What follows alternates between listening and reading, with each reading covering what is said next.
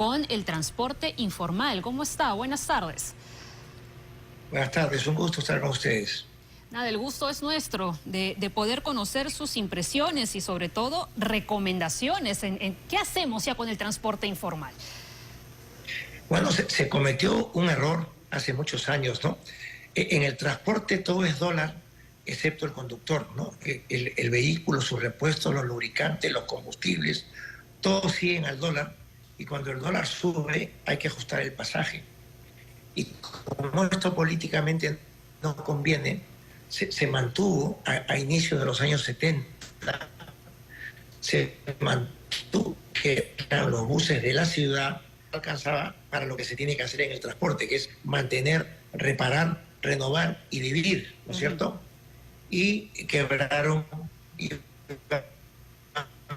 muriendo uno a uno los buses y la gente se acumulaba en los paraderos y se tomó la decisión y los privados creyeron que era una buena oportunidad de negocio, se compraron un camioncito que entonces se ensamblaba en el Perú, un Dodge D300, lo carrozaron y ahí aparecen los microbuses, que su nombre lo dice, micro, más chico que el bus. En el transporte, cuanto más chico es un vehículo, sube el costo por pasajero transportado, ¿no? Cuando el vehículo crece, el costo por pasajero baja, ¿no es cierto? Entonces ahí comenzó la involución. Y a este pobre transportista que pensó que estaba haciendo un negocio a futuro, le aplicaron la misma receta, le dijeron, haz lo que quieras, pero no me subas el pasaje. En su ignorancia decidió no tener paraderos y desaparecieron los paraderos, los buses paraban en cualquier sitio. La parada tiene un costo, ¿no? Se gastan frenos para partir, se gasta embrague, se gasta más combustible. O sea, los costos del transporte comenzaron a subir tremendamente. El costo por pasajero transportado subía tremendamente y el transportista cobraba lo mismo. Entonces, más de lo mismo, dio lo mismo, los microbuseros quebraron, iban muriendo uno a uno y luego se liberaliza más el transporte y en cualquier vehículo se podía hacer transporte y viene la segunda involución que fueron las combis y las coaster, más chicas que el microbús, ¿no? La combi más chica aún que la coaster, ¿no? Por lo cual, entonces te hago un pequeño resumen, ¿no?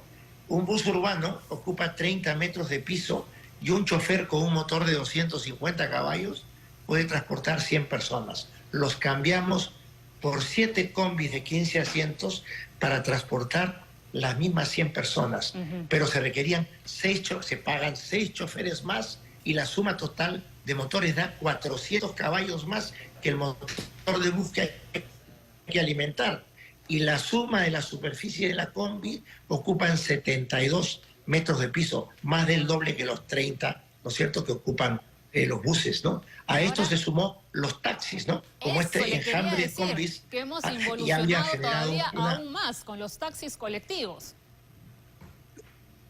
Totalmente. Entonces, esas mismas 100 personas que en un bus ocupan 30 metros de piso y en combis ocupan 72, en 100 taxis ocupan 1.200 metros de piso, ¿no? Lima, que debería tener 17.000 buses, ¿no?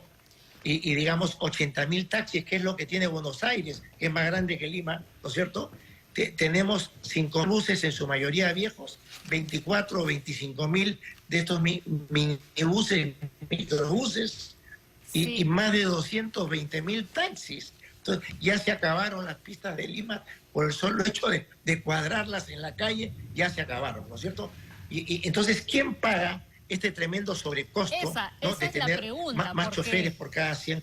Porque le cuento algo que vi hace poco y me llamó la atención. Claro, vemos en los operativos a los trabajadores de la ATU que están intentando poner orden en las pistas de Lima, pero también hemos visto a trabajadores de la ATU tomando taxis colectivos para llegar a distintos lugares. Entonces se convierte en un círculo vicioso. Claro, Claro, pero este sobrecosto que te menciono, en vez de tener un chofer y 250 caballos, tenemos 7 choferes y 650 caballos, si solamente hablamos de combis. Si hablamos de taxis, tenemos 1.500 caballos a 1.200 caballos, ¿no? Este sobrecosto, ¿quién lo paga? El transportista, claro, pero es lo porque que el pasajero es lo que le tiene un decía, ¿no? límite O sea, de lo que ¿cómo puede pagar. una ¿cierto? persona que trabaja para una autoridad que intenta poner orden también forma parte de todo este sistema de transporte informal? Porque por necesidad se ve en la obligación de tomar un taxi colectivo o quizás subirse a una cúster que no tiene ni revisión técnica, que no ha pagado el SOAT y que no sabemos si el conductor tiene licencia o no de conducir. Claro, pues yo te pintaba la realidad, ¿no? ¿Quién cubre el costo? El transportista. Entonces, el transportista constantemente está quebrando.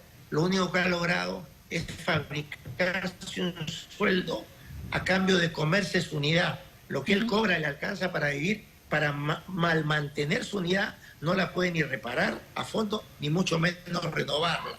Entonces se va a ir a un vehículo más chico. Ya no te olvides que ya se está pensando hacer taxi en moto lineal, ¿no? Sí. Ya está el mototaxi. Y en el Congreso ya se atrapa en el encima tráfico, entonces la gente quieren va a buscar... permitir, ¿no? Legalizar a los taxis colectivos.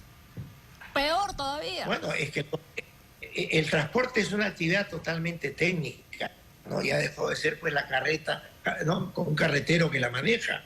El transporte se mide en costo por kilómetro, pero eso pasa en el resto del mundo. En el Perú creemos que el transporte es una agencia de empleos o una acumulación de votantes, ¿no? Van al Congreso los gremios de transportistas haciéndole creer pues a los congresistas que son miles y que tienen miles de familiares y que son un banco de votos muy interesante. Entonces ya habría varios transportistas que son congresistas y no hay ninguno.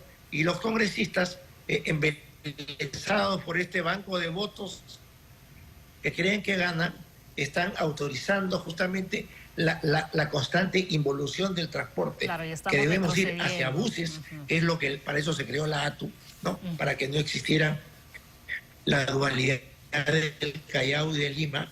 Y la ATU está, digamos, haciendo su trabajo, dándose corredores y a buses que los alimenten, y el Congreso ha ido a lo contrario, a autorizar. Entonces, y así no se puede. ¿Quién va a invertir en un bus?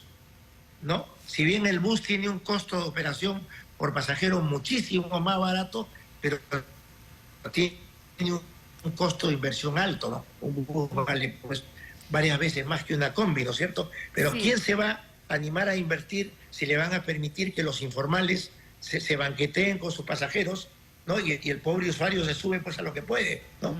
Sí, definitivamente este tema da para largo. A mí me encantaría tener un debate así amplio con todos los que realmente saben y quieren mejorar el transporte en Lima, ¿no? A ver si nuestras autoridades por fin entienden la necesidad que tenemos todos los peruanos de tener un sistema de transporte ordenado, nuestras pistas ordenadas, que todos respeten, no solo las señales de tránsito, que es lo mínimo que tenemos que hacer, que manejamos muy mal, por cierto, no respetamos nada, todo es un caos, sino que aprendamos a tener nuestros documentos en regla, para que los vehículos se puedan movilizar. Yo le agradezco un montón al señor Edwin Derteano por haberse comunicado con nosotros y lo esperamos en una próxima oportunidad porque este tema, como digo, da para largo y para varios capítulos. Muchísimas gracias y que tenga muy buenas tardes.